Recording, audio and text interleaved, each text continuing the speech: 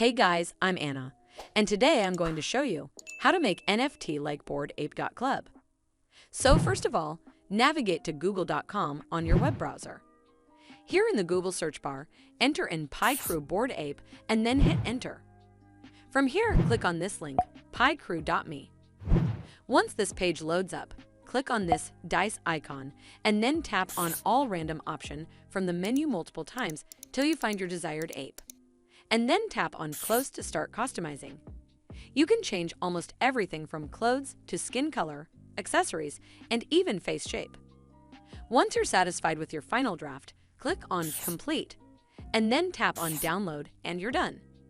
Well, I hope you found this video helpful, and if you did, then make sure you give this video a super thanks by clicking on this heart icon to help support the channel, and don't forget to hit that subscribe button.